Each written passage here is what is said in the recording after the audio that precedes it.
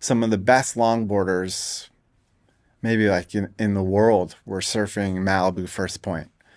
And my brother and I, when we went down there as kids, would watch those guys, and they were ripping.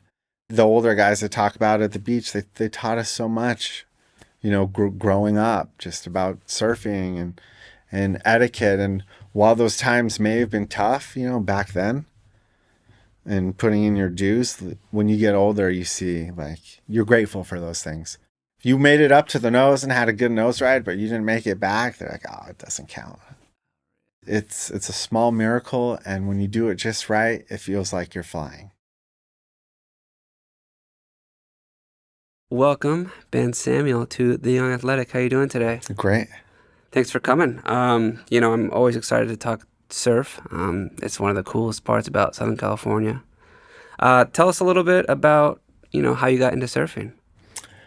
Well, starting back from when I was a kid, Yeah. my mom used to take my brothers and I to the beach, actually, just up here.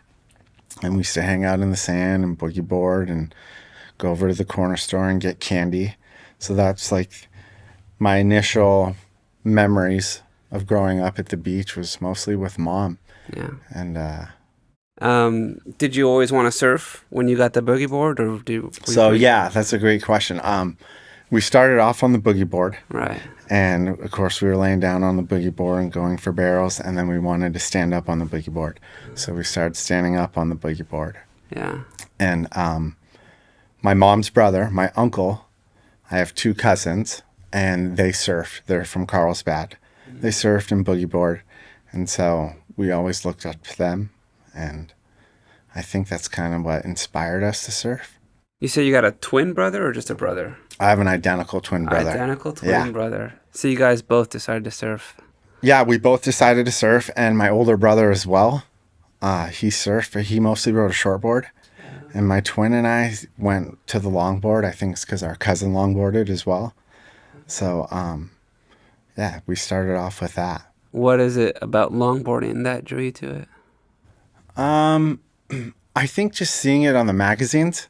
I remember seeing Longboard magazine and the people in those magazines and thinking, I want to do that. And also watching my cousin. We would go down there as a kid. My parents would bring us down to Carlsbad, and he would have his high school surf meets. And we'd wake up super early and go down with him, just my brother and I, and my older brother as well, and watch him do his high school surf meets. Yeah, I think having a high school surf team is the epitome of cool. Yeah, I agree. Were you on a surf team in high school?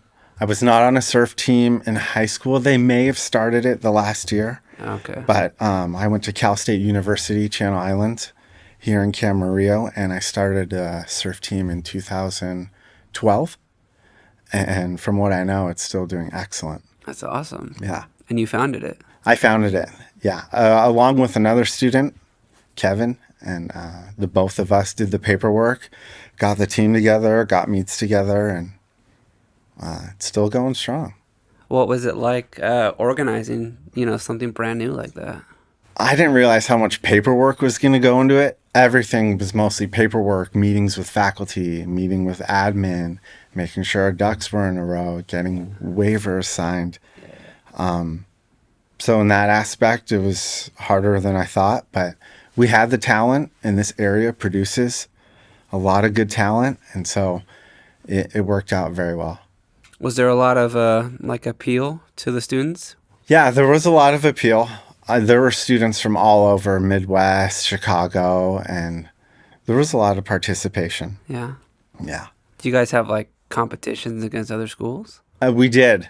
We try to keep it in the low-key areas where there's not a lot of people, at least when I ran it. And we would do interclubs. So everybody at the college would meet at the beach, and then we'd run an event there. Yeah, just grassroots. Bunch of college kids. That's awesome. Yeah. Bet those are good times. Those were really good times, yeah.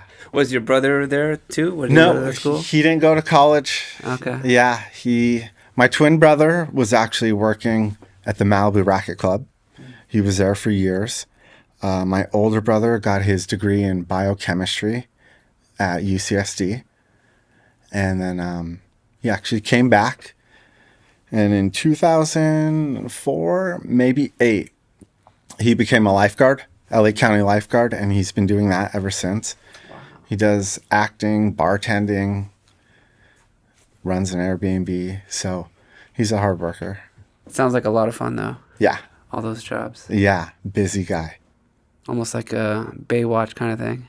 Totally. In the summertime, he's at the beach the whole time. And then come winter, he's in Texas. He's in West Hollywood. And so he gets the best of both worlds. I saw that you also spend time surfing in Malibu.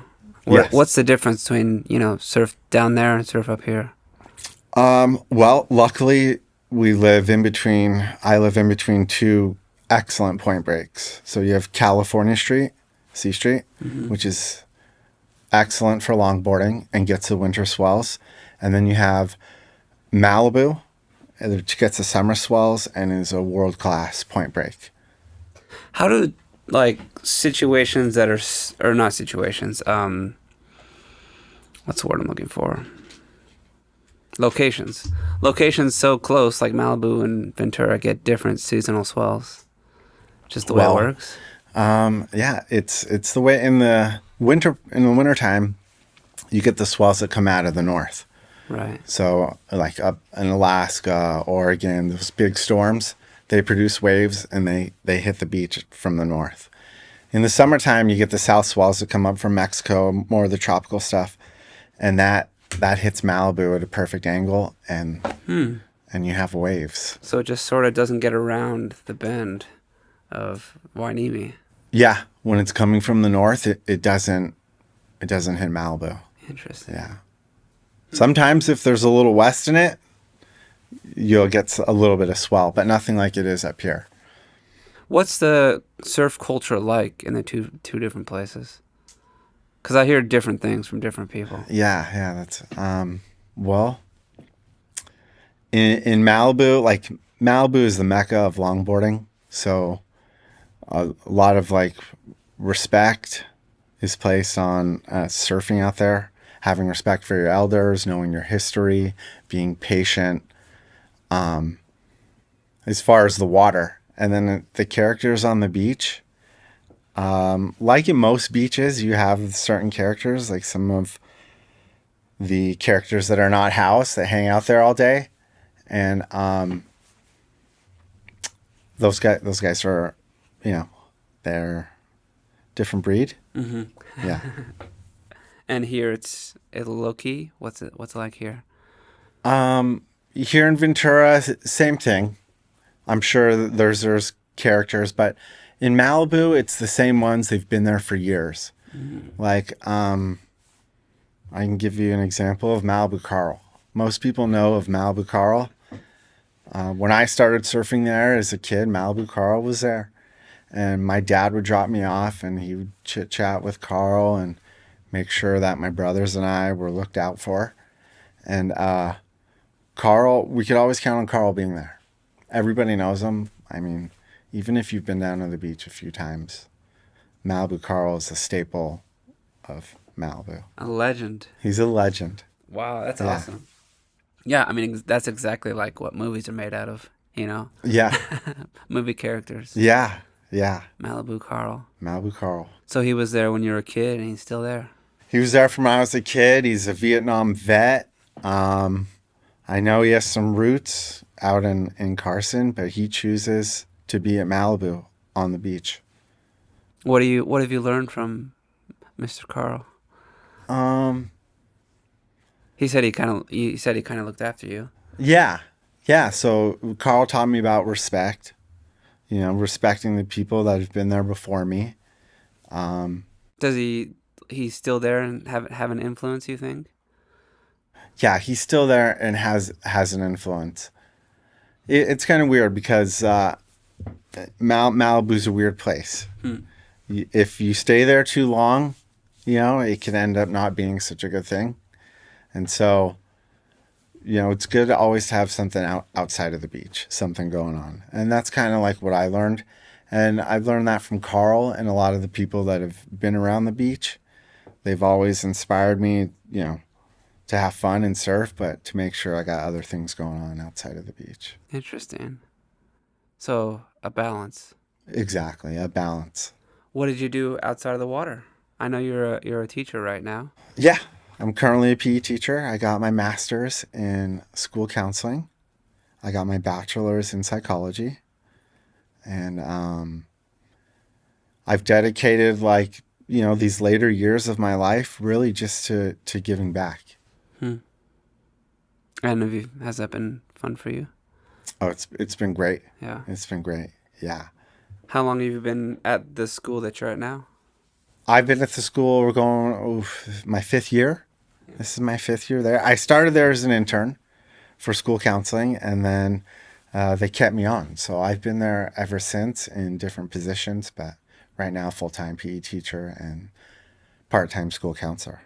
Is there any opportunity to start a surf club there? Yeah.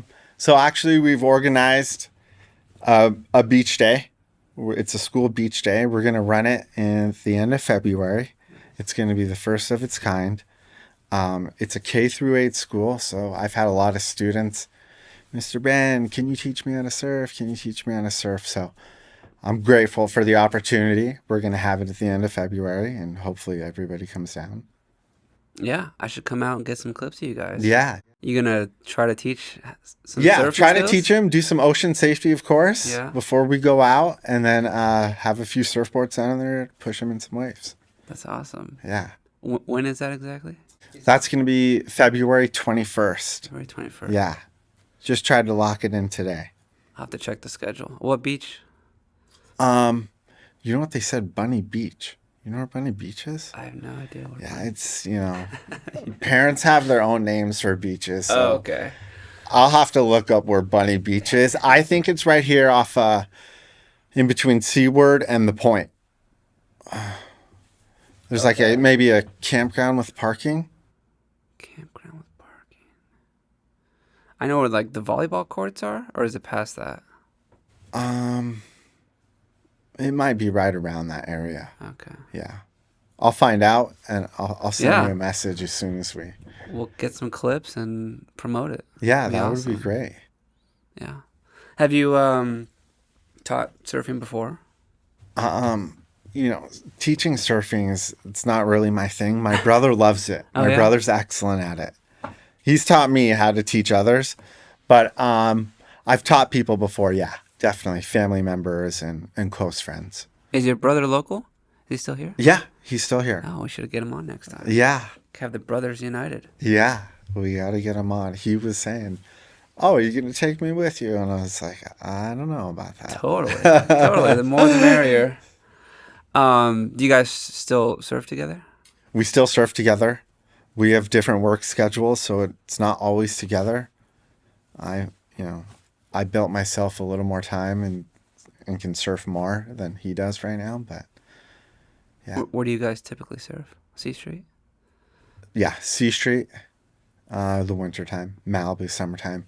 But what's funny is the past maybe 5 or 6 years, I've towards the end of summer and the crowds down there, I look forward to the fall and the winter time. I've been riding a shortboard in between Port Hueneme and all the way up to Rincon, and I look forward to that now, every fall.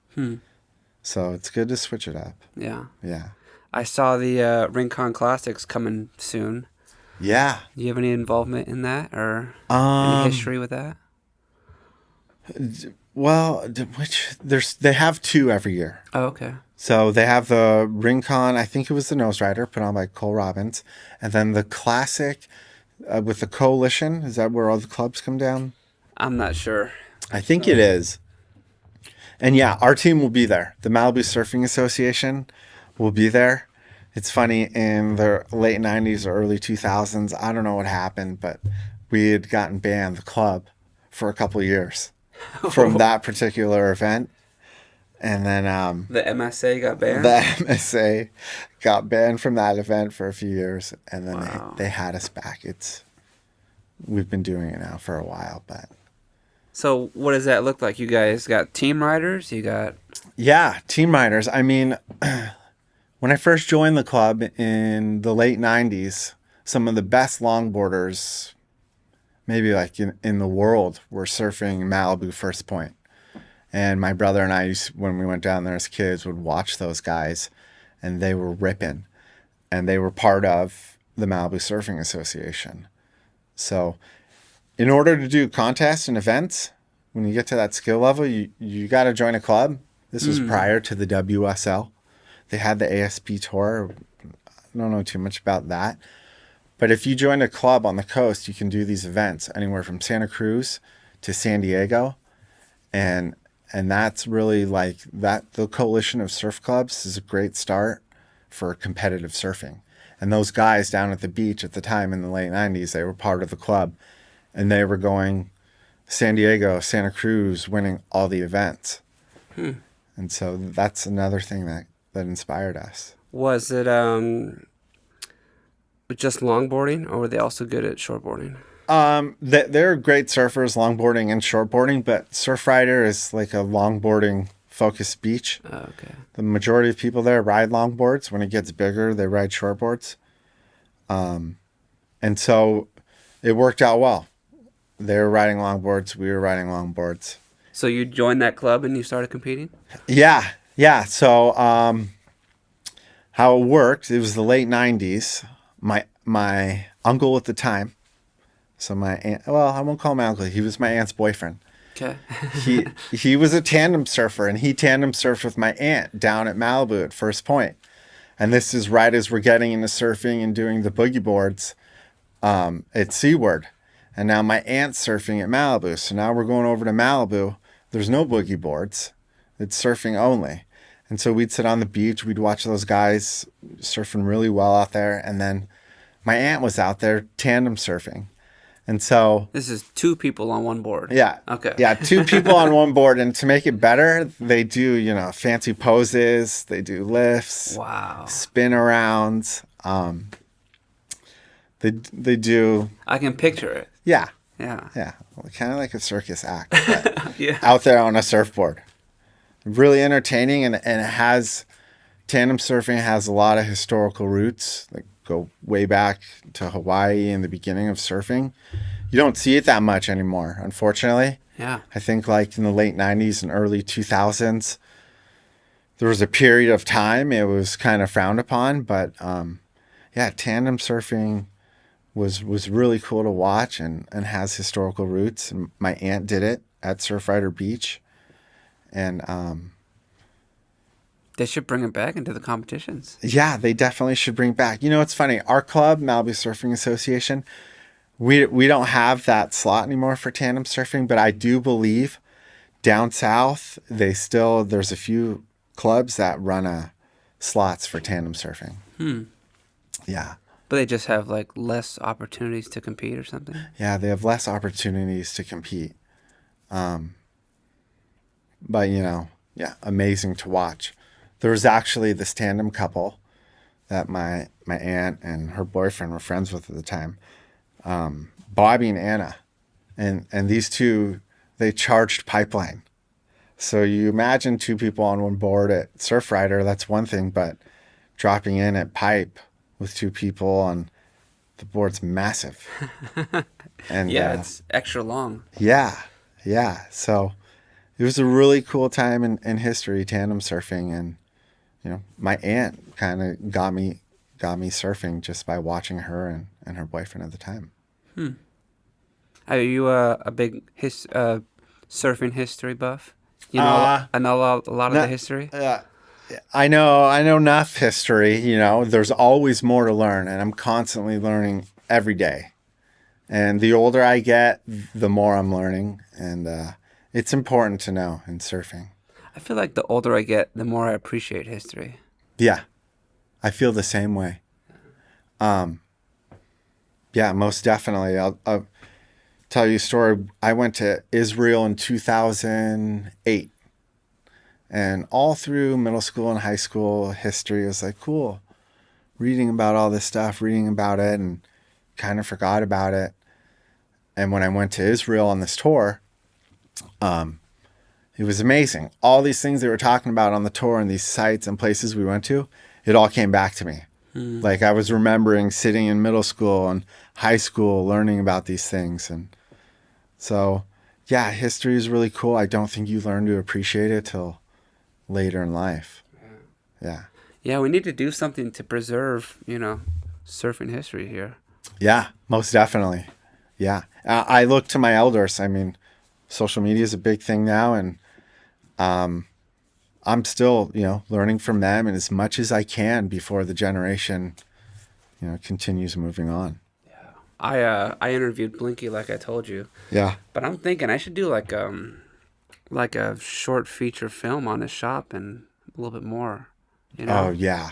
Yeah, most definitely. It's not a name that you hear a lot. Blinky's been around forever and has so much history with shaping and the boards he's made and the people he's worked with. He's a living legend. Yeah. Tell us how you got involved with their shop because I know you've got a signature board with them. Yeah. Yeah. So I got involved. Let's see. I would say in my around 13 or 14, we were started surfing contests through Malibu Surfing Association. And You and your brother. yeah, my brother and I. My older brother, excellent academics. I told you he got a degree in biochemistry. Yeah. For him, he rather do schoolwork. But so we were surfing contest up in Ventura. We also had a friend who lived in the condos there. He actually was my neighbor who had a big part of my life. Took us to the beaches, Groms. He moved to Ventura. And we were surfing up there often. And I believe it was him who introduced us to Blinky. And he introduced my brother, actually. My brother at the time was riding a William Dennis board. And Blinky had met my brother and said, hey, why don't I make you a new board? And so he made my brother a new board, and that's kind of like how it started. And Blinky's always been doing different designs and unique twists and trying out innovative stuff with surfing. And he would build some boards, say, hey, come pick it up, try it out, and give me the feedback.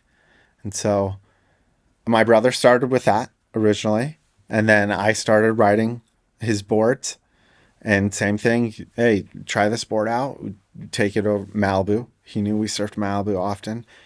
We'd ride it there, which is great testing ground. The wave goes forever. And we'd tell him, hey, it's great.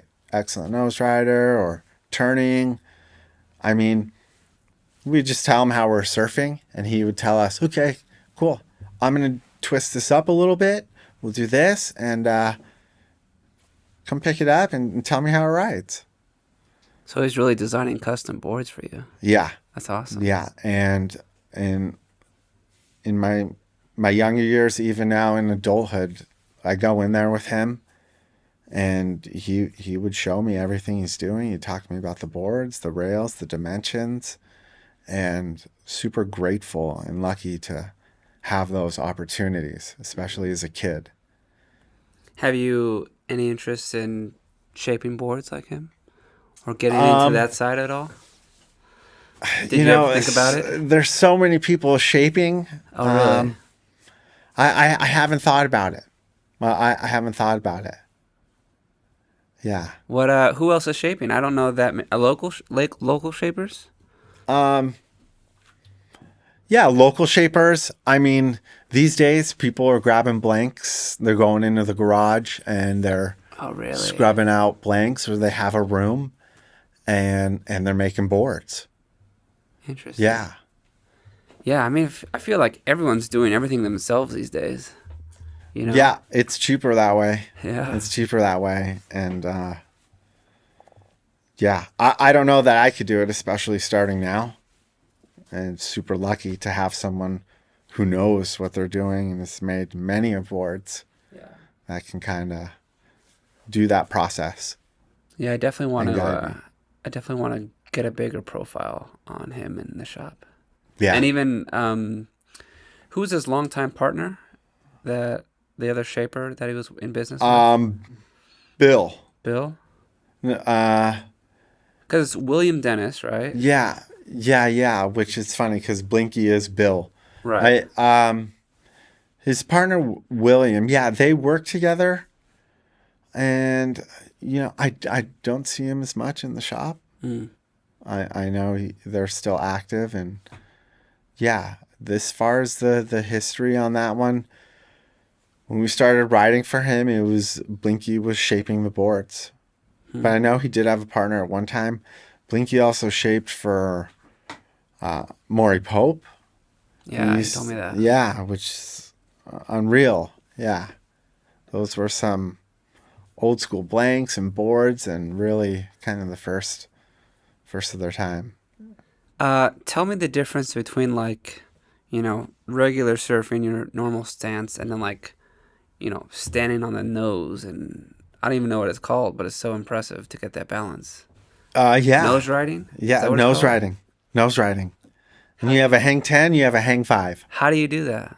You got to put the board in the right spot of the wave where the air just gets right under there in the perfect spot and allows you to stay up on the nose and carries that weight.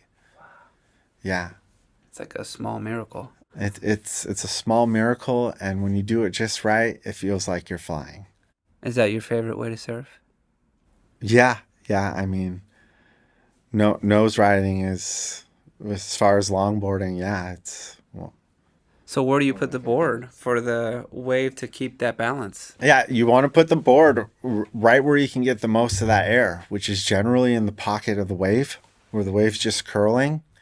If you can get your board right under there, where there's a lot of air moving fast, provides that lift where it can withhold you on the nose. And then you just like walk out there? You walk up there, you Wow. after doing it for a while, you know the feeling. You walk out there, and then you also have to know when to walk back. Yeah. When you're learning to nose ride, that tends to be the hardest part. But in Malibu and First Point, it's essential. The older guys, if you made it up to the nose and had a good nose ride, but you didn't make it back, they're like, oh, it doesn't count. Oh, really? Yeah, yeah. Yeah, no, that seems like a very impressive feat to get all the way up there and back. And Yeah. not just like, have the balance all wrong and fall over. Yeah, and a lot of it has to do with the shape of the wave and also the shape of the board. Mm. Yeah. And so, I don't know, concave, they'll pick concave in longboards, which is they kind of carve out the bottom a little bit, which traps that air underneath the board a little better. It makes it a little easier to stay on the nose. Interesting. Yeah. Yeah, I mean, that'd be like, I don't know what that's equivalent like. That's like, it's like dunking a basketball, It's like some unique special skill, like highly developed in a specific sport, Yeah. I don't know, like learn how to do a standing backflip or something. I don't know. Right. Yeah. So you earn respect if you can walk out and walk back. It's one way to earn it. Yeah. Of course, you earn it by giving respect. Yeah. And that's what I learned as a young kid, and especially like with joining the club. Like I said, my aunt and her boyfriend, it was her boyfriend who brought us to our first club meeting. And that was to finish up the story on getting in the club. But he brought us into the first club meeting. You had to be there 3 times, and then they would vote on you. So it wasn't like you could just go in there and sign up. First, you had to be invited. Then you had to do 3 times, 3 events. You had to work those events. You may not have even surfed them. You had to work them. And then they would vote on you. Wow. Yeah. And voting wasn't always easy too, they Did you make it the first vote? I made it the first vote. I'm proud to say I made it the first vote. The president at the time was Diane Sanders, rest in peace. She's passed since then, but she was the president at the time. And she had to stand up, and she embarrassed us, which rightfully so. And at the end, we got the round of applause, and it felt really good. Yeah. Yeah. Initiation. Right. Initiation. Yeah, I remember having to do that for soccer, for or college soccer, Okay. having to get in front of the team and sing a song or something. Right. Yeah, that was it. That was it. Do you guys still vote now? Do you still vote members in like that, or do you have a different Yeah, process? actually now it's a 1 year waiting period. Wow. Yeah, it's a 1 year waiting period. Do you get a lot of applicants? Just Not not many. okay. It's still kind of like an invite, thing. I mean, everybody's welcome. Everyone's welcome, and that's how you meet people and collaborate and stuff. And then some people decide, hey, I want to be a part of this club, and they find a sponsor. That person has to sponsor them and they wait a year, and hopefully within that year they're helping out, and we vote on them at the end. Wow. Are there a lot of surf clubs in Malibu, or is this the main one? This is the main one. Yeah. Yeah, this is the main one. How many members would you say there are? Active members, maybe like 45, 50 members active. But the rule is with MSA is once a member, always a member. So, there's older guys that were a part of the club and have been a part of the club in the past, and we consider them still part of the club. They may not be at every meeting, but they're part of the club. Do you have regular meetings? Yeah. Yeah. Yeah. So they used to be every second Tuesday of the month religiously. Wow. But the past couple of years now, they've moved them to like a Sunday or, yeah, mostly like a Sunday. And, yeah, the fires, the fires in Pacific Palisades, which really, I think, had to do with a lot of the schedule changing, which is fine. But yeah, it used to be the second Tuesday of every month. And prior to cell phones and social media, that was it. You just knew it was the second Tuesday. You got a ride to the beach, whether it's a neighbor, my parents. Somehow you got to what was actually the Malibu Inn at the time, which was an amazing historical place filled with pictures autographed by every famous person you can think of. Yeah. But that's where the meetings were. And yeah, you just knew to be there. Now they can send it like a couple of weeks before and say, hey, it's at a different spot. Yeah. They're not as regular. Right. And I think that just is with time, you can communicate quicker now. Are you allowed to be a member of Malibu and like a member of Ventura? The short answer is no. Yeah. Yeah, no. But both communities are super tight, and What's the Ventura chapter called? Or Ventura Surf Club. Ventura Surf Club? Yeah.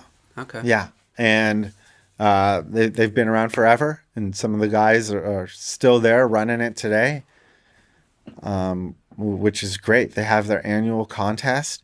Used to be an Arden Taylor benefit contest. It benefited people that passed on. And now it's turned into like a community. It's part of the Aloha Festival some years. Where is that? Is that here? Yeah, the Aloha Festival is actually on the boardwalk here Oh. at C Street. And they've ran the contest with the Aloha Festival, which is, they have a bunch of vendors, food, music, bands, Aloha dancers. When is that? Do you know? Oh, I want to say September. September? It's around September. The Aloha Festival. Yeah, and it's a great thing Ventura does. Yeah, I keep trying to get like involved in these competitions. I want to either sponsor it, I want to be there, I want to, maybe support a rider or something like that. Yeah. But I just keep missing them because I don't know the calendar. Sure. I can help you out with all of Yeah. that. The coalition events, they're basically the same date every year. They're annual events. Some have been going on since the 60s. I know Wind and Sea and Malibu Surfing Association, their annual event's been going on forever. And so there's plenty of opportunity. I'll send you a message anytime and get you down there. Yeah, I was trying to get involved in the Rincon Classic, but it didn't work out. So Okay. try something else. Yeah. Well, when it comes to our contest this year, we'll make sure you're a part of it. So, will Malibu Surf Association have a contest? Yeah. So the club runs an annual contest every year at Surf Rider. It's one of the most prestigious contests, longboarding contests on the coast. They come from Santa Cruz to San Diego. Generally, knock on wood, we get great waves. Yeah. No better place to surf with 6 guys out and a pumping swell. And so every year we have that event. When is that? That is, it's generally the weekend after the Aloha Festival. So September. Okay. So September. September. 2 September. Early September. Yeah. Okay. Yeah. And everybody comes. It's a great event. The best surfers come to this event because it's great waves, excellent waves. And so that's one definitely come down for. Yeah, for sure. You'll enjoy that one. Do the WSL riders come to any of these events? They do. Yeah. Oh yeah, they do. The WSL riders will come to the Malibu events, and I would say a lot of them started off in the coalition events, as I was saying earlier, which is those clubs that are up and down the coast. Mm-hmm. And then some of them have graduated on to the WSL, and they're traveling all over. But they still come back to those coalition events, and I think that's awesome. I think the people that are still surfing professionally, it's important they come back and do those smaller coalition events because it inspires new generation of kids. Yeah. And it's a huge thing. Did you ever have any desire to go pro in surfing? Or Yeah, I did. But you know what? During our generation, it was right in between the ASP and the beginning of the WSL. So we had a lot of the coalition events. mm, We didn't have that world stage going on. I would say during like the height of my surfing, like yeah. that wasn't an opportunity Yeah, during yeah. that time. But yeah, as a kid, I definitely wanted to. I was competitive, so I would see the guys doing it out there. I would see the magazines. I'd say, yeah, that's cool. I'm gonna do that too, or try to do even better. Yeah. And I think that fire in me was good. It kept me competitive and my surfing progressing. Yeah. Yeah. Did you ever compete against your brother? Yeah. Yeah. Many times. And I don't know if the club guys did that on purpose, but anytime I had a heat with my brother, it was, like, How did those go? they went fairly well. I would say that, yeah, they went fairly well. Between the two of us, it was like just serious, not a lot of talking. We were competitive even with each other, but which was great. I always wanted, to beat him. He wanted to beat me, which then we just beat everyone else. Yeah. Did you guys do well in those events? Yeah, I would say we made the finals the majority of the time that we did coalition events, and especially in Malibu, we made the finals. 2014, I think my brother won, and I got second, and that was the proudest. I was proud. Yeah. Of course, I didn't get first, but super proud for my brother and to come up in second place. That was probably one of the highlights of surfing contests. What beach was that? What competition was At that? Surf Rider. Okay. Yeah. So at our home break, it felt good. In the longboard category? In the longboard category, we were younger, and so we were coming up, and we wanted it, and so it felt good. Any time to make the finals at the Malibu event, good on you. It's a tough thing to do, Yeah. and so I imagine you get a lot of competition, a lot of talent. a lot of competition. Yeah. I mean, Surf Rider breeds some of the best surfers, and still today. There's always there's guys at Malibu that we've grown up with and surf with, excellent, competitive surfers. And when you have a heat with them, it's going to be tough. Yeah. Yeah, it's going to be tough. Do you have any, friends that have gone pro and onto other career opportunities? Yeah, yeah. Quite a few. Some that went into shaping, some that are on the WSL, some that own their surf shops. They're still part of that surfing community. Yeah. Yeah, which is great to see. Yeah. No, again, I think it's like the surf community, like the skating community is like inherently cool. Yeah, You know? yeah. I'm super grateful for all of those guys. I mean, the older guys that talk about it at the beach, they taught us so much, growing up, just about surfing and etiquette. And while those times may have been tough, back then, and putting in your dues, when you get older, you see, like, you're grateful for those things. Mm-hmm. And those guys become your best friends. Hmm. And it's like a brotherhood. Hmm. That at Surfrider when you grow up there. Do you think that like sort of big brother mentality still around on the beaches? To be honest, I don't. I think it's gone, and I don't know if I just feel like we're kind of last of that generation Interesting. that got haze, and we didn't even get it that bad. And when I say my generation, I'm talking like up here too, Oxnard, Ventura Harbor. When we were growing up, it was the late 90s and things were a lot different.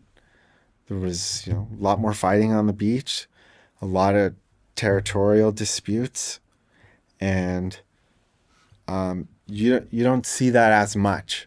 It's a good thing. Surfing should be fun for everybody, but also I appreciate growing up in those times and getting to learn from those times and see that. Mm-hmm. I think it's helped me with the history of surfing and surfing etiquette whenever I travel. Those things in that era taught me so much. Yeah, it's important to learn these things. Yeah. And you don't know if kids these days are getting that same kind of education. Right. Right. It's funny. I don't remember anyone pushing me into a wave. And as a kid, I just learned paddling into a wave, but the sport of surfing is so popular now. You have kids starting out there at such a young age, they can barely swim, but they're out there getting pushed into waves. And, it does make it a little easier for them because they're not out there like when we were kids. We were out there by ourselves, So, and people now look out for kids a lot more and kind of give them, the right of way. Yeah. As opposed to when I was younger, it was the opposite. Kids didn't get the right of way. You had to wait. No way. Yeah. And so, like. I remember growing up at the skate park, one, being there, without adult supervision for hours. And then two, having to wait. Right. You can't snake. Right. You can't snake. Yeah, I'm sure. Yeah. And so, that was it. During that generation when we grew up, and it's different now. And, you kind of just have to evolve with the times, You can't be doing things people were doing in the 90s on the beach and stuff. You get in trouble for that. Yeah, serious trouble. And it's not the right thing to do anyways. Yeah. You mentioned briefly, traveling for surfing. Where have you gone? I've been to Australia. Yeah. I've been to Mexico. I've been to Israel. I've been over on the East Coast and Hawaii. So not too many places. That's plenty of places. Yeah, but I try to surf everywhere I go. Like, for example, the East Coast, we go back to Martha's Vineyard. My grandparents have a house there. It was my great-grandparents before my grandparents. And we're in Martha's Vineyard. Fishing's it over there. Like, you got to catch the striped bass and the fishing derby. And they're really into it. But we found a surfboard. I don't know. It was in the garage of my grandparents' house. They don't surf. My parents don't surf. We got the surfboard and we drove up to my older brother and I, this place called Squibnocket in Martha's Vineyard. And it was great. It was like, I would say kind of like a little reef break out there with great rights. Nobody was out. And it was cold. And we were like, there's surf. So we put on our trunks and we paddled out. It was really cold, but we surfed and had a good time. That's awesome. But yeah, the other trips I'd say are geared towards surfing, going there to surf. Yeah, what was that Even like? Israel. I mean, Australia, I feel like is always trying to claim their spot as the best in the world, and when we know that California is the best. We know. Yeah. Yeah. The Australian surf culture and the American surf culture is, it's pretty funny, but it's huge over there. I went to Noosa Heads. I don't know if you're familiar with it. It's on the eastern part of the continent. It's a tropical part. It's a small point break, but they have a contest there every year. It's a longboard event, and So did you compete? yeah, I ended up competing there. Wow.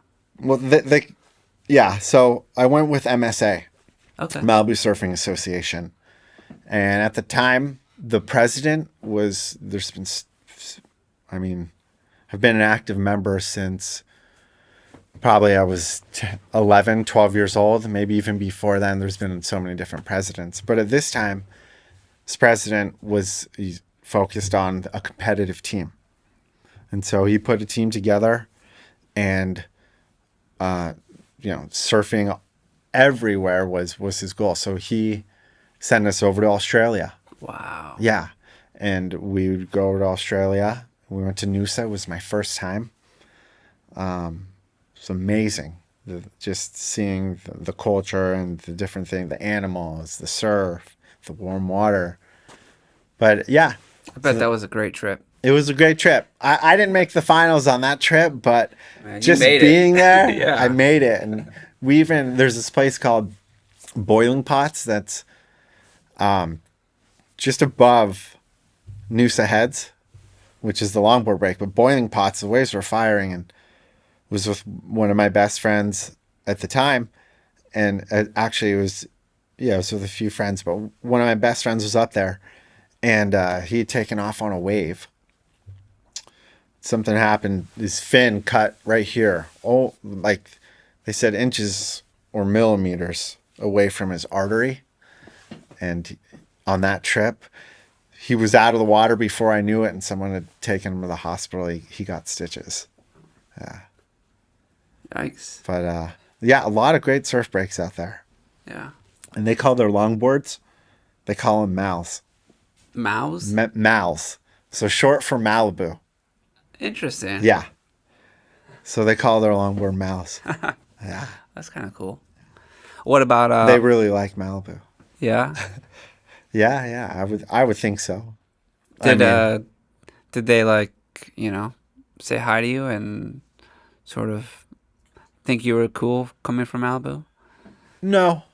They have their surf crew there, and we're traveling with our surf crew, and we stuck together, and we're there to compete. Okay. So but actually we did. At nighttime we'd all go out together and met some really cool people, excellent surfers that are still surfing world class today, longboarding. And so having the opportunity to meet those guys was amazing. What about Hawaii? What was that like? Yeah, Hawaii is amazing. I've always wanted to go there my whole life, and honestly, I should have started going when I was younger. But I would say when I was younger, going to Hawaii here on the mainland in California, they go, "Oh, it's super gnarly over there. The localism is gnarly, and So you kind of have a fear of going over there. So Huh. I always wanted to go with the right people for my first time. I don't, I wanted to go there, with the right people and kind of, I'd say, do it the right way.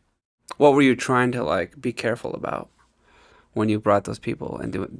Wanted to do it the right way. Yeah. So you surf spots. So where to surf, you want to know who the locals are. You want to know where not to surf. And so those types of things. Yeah. And that helps when you know somebody over there, and you've built a good relationship, you want to go surf over there, those things matter.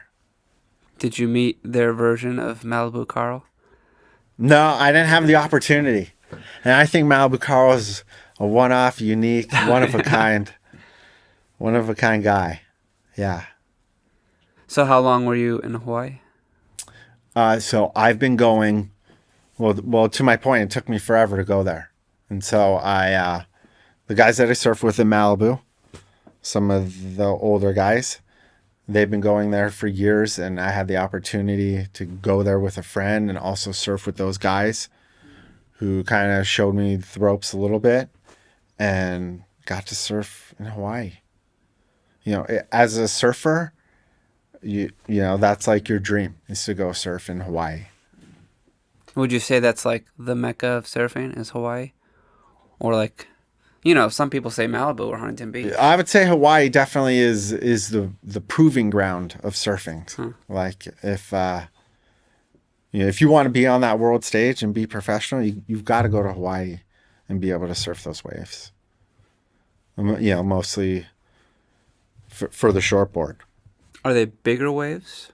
Are they harder waves? They're bigger waves. They're more powerful. Really? The Hawaiians will tell you it's smaller than it generally is. Like maybe I would say like 6 foot here. Maybe it's like 2 to 4 there, 1 to 3 in Hawaii. And so it's a different scale. And yeah, it's a lot more powerful. And yeah, you definitely have to respect the ocean there. So how did your surfing experience go? Did you catch some good waves? It went great. I'm not paddling out at Pipeline in the conditions that it was at that time. And every year I go back, I hope there's some conditions that I can. But I surf Sunset, and those were the biggest waves I could say I've probably ever surfed. And so, it was a great experience in Hawaii. That's what I wanted. And I go there only for a short time. I surf for a short time and get out and enjoy everything there is about Hawaii. What's the culture like in Hawaii? Oh, the culture? Yeah. Very, I would say, family oriented. Minding your manners, having respect. A lot of emphasis on respect, emphasis on taking care of your elders, taking care of your family. That's a lot of what I recognized with Hawaiian culture. Loyalty is huge, and respect, and those are all big things in Hawaii. And as I was saying, it's kind of like the generation I grew up in.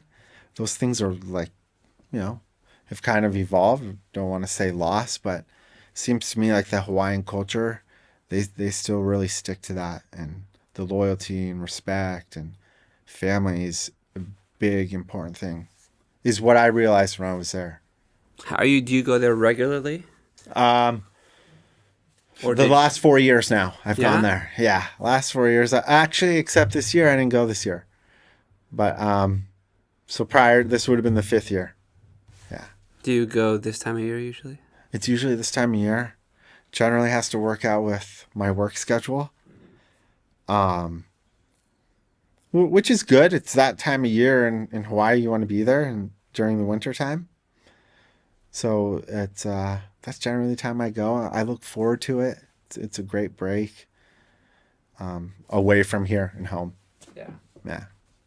I know it's going to sound silly, but I always think about like, we live in California. It's probably, I don't want to say it's similar to Hawaii or like Mexico, but like if you live in California, I wouldn't want a vacation in another sunny tropical place. You know, like Yeah. I live here. I Right. go to the beach. Like Sure. I don't need another beach, another warm weather experience. Right. You know, I But it's get, different, I yeah, guess. I guess maybe one of the biggest appeals for surfers here in California is the warm water.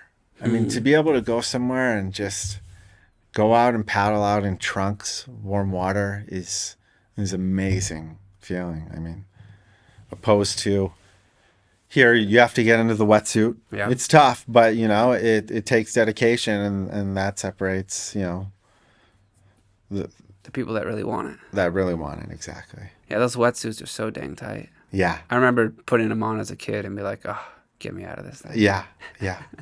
And even like with conditioning, the cold water here, like you know, and it when you're in warm water, it helps. I'll say that it helps to be in warm water opposed to the freezing cold water. Oh yeah. Yeah, and it's beautiful, and the Yeah. water's clear. You can see the bottom, the turtles, everything that is tropical is just amazing. Well, I should get down there or over there. Yeah. Any, advice or words of wisdom to, the surfing community here?